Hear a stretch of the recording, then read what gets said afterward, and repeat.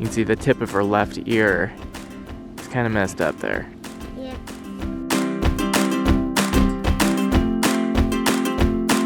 We're experiencing our first incident of medical trauma here on the grass-fed homestead with livestock. When I came out to feed the sheep this morning, I noticed one of our new lambs that we just got had some trauma to her ear. We're gonna get a closer look in just a minute, but this lamb right here, you can see her left ear. You can see the tip of her left ear. It's kind of messed up there. Yep. It looks like the hide on the ear is ripped off all the way down to the cartilage on the ear, exposing that. I only have a guess as to how this could have happened. Since we've brought these lambs onto the homestead, the older ewes, in particular our yearlings, Clover and Daisy, have been really rough on them, giving them a lot of grief.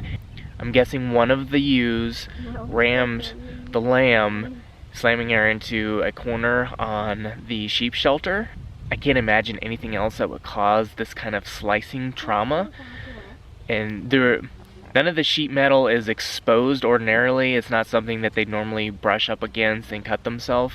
But perhaps, again, if they were getting rammed and thrown into the sheet metal, I really don't know.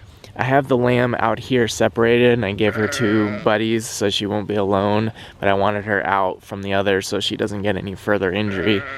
And when we're done treating her, I'm gonna create a paddock just for the 5 new lambs so they can have a little bit less stressful of an experience. I'm gonna see if I can catch her so we can get a closer look at the wound.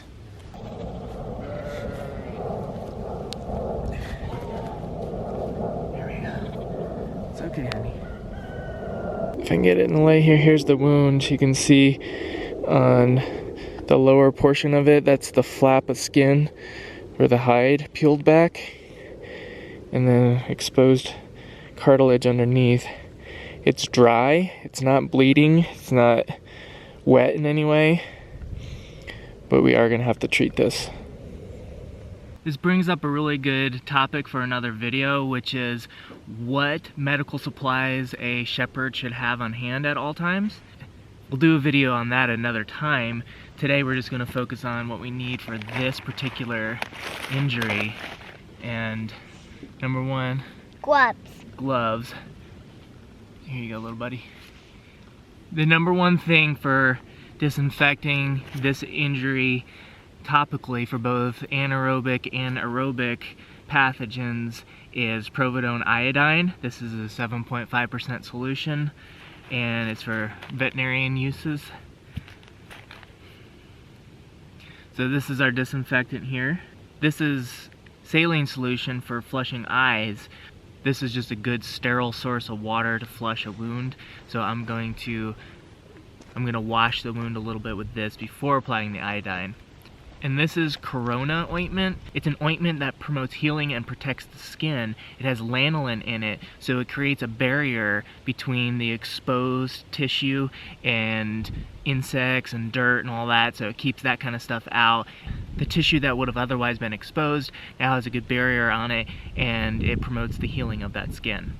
This right here is an herbal solution. It has comfrey in it, it has golden seal and a couple other herbs in here that promote healing. This wound is a little bit beyond what the herbal stuff will do right now. I really need to treat it with the iodine and get that lanolin barrier on there. And this will be something that in a few days to a week, if the wound is looking a lot better and coming along, we'll start treating it with the herbal stuff. Which hand is the right hand for gloves? You just put it on, line up your thumb with the thumb hole. Line up? Is this the right one for this one? You just gotta turn it the way where your thumb is, like that. Like that. Put it on that way. So our patient here, she's fairly calm. She's being a good girl. Yes. I got you, Lamb.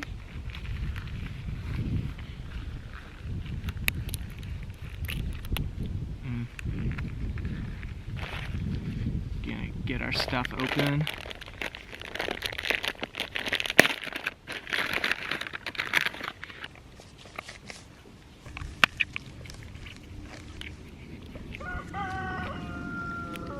Alright, sweetheart, this might sting a little, okay?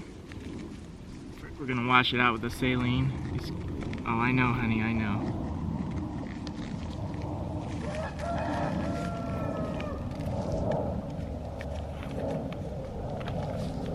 Some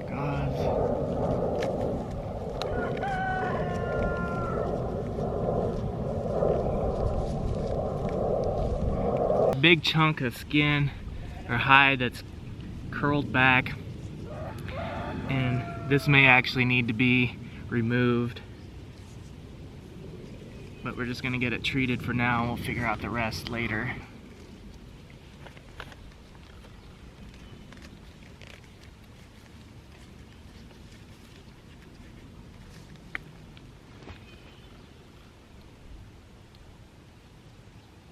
There you go.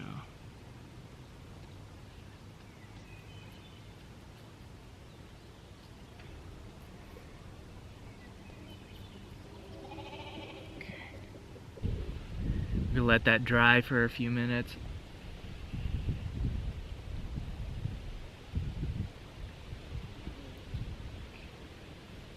Okay, still over. Hold on. It might sting a little bit. Hold on. It's stinging.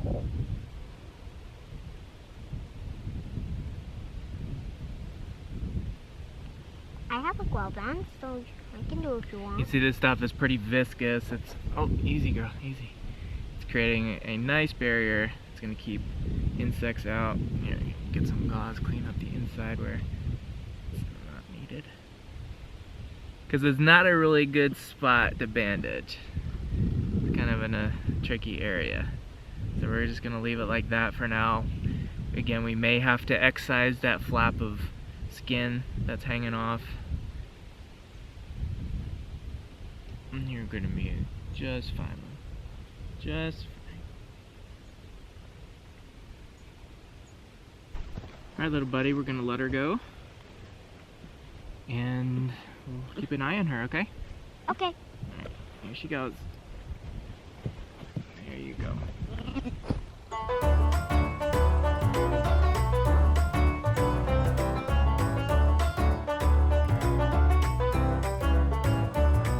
We had a big storm cell come through, so I had to bring the lambs that I had separated back into the main corral here. I didn't have shelter for them out on pasture, so I had to bring them back in here so they could seek refuge from the storm. That particular storm cell has passed, but another one is coming, so I'm going to use this short window I have to check back on the lamb's ear. Does Annabelle like your hugs?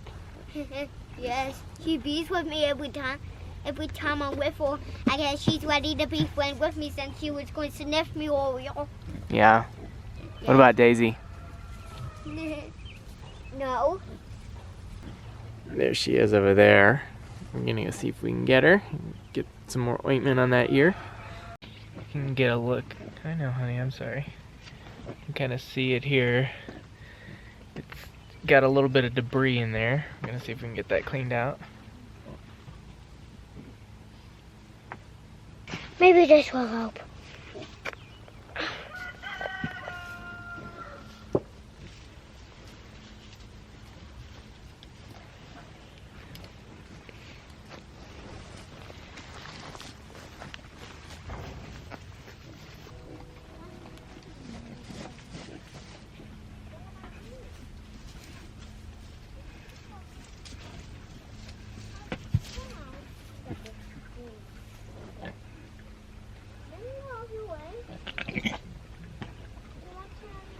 Go stay out of trouble.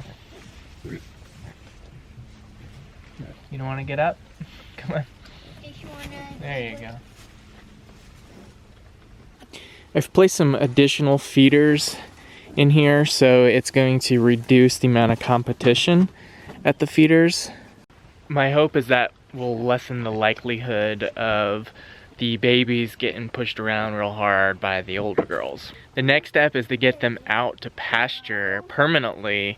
They're going to be more focused on grazing than messing with each other. I have been pulsing them through various areas around the chicken yard and in front of the house just to do lawn mowing essentially.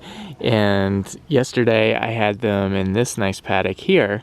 The longer term goal though is to get this all poly-wired out with pre-arranged paddocks and pulse them through here. My goal this year is to be doing a daily rotation and to not be doing the laneway model that I was doing last year. This year I want to do more of a strip grazing model. That's going to require me to have a portable shelter out on pasture and be moving their water and their shelter with them daily. In my Premier 1 polywire, or in this case IntelliRope, has just arrived. And this right here is what I'm going to be using to electrify the perimeter fencing. And I'm going to be able to run the polywire cross fencing off of this. Here's some of the hardware I'm going to be using for that. So stay tuned for some upcoming fencing and putting some sheep on pasture soon.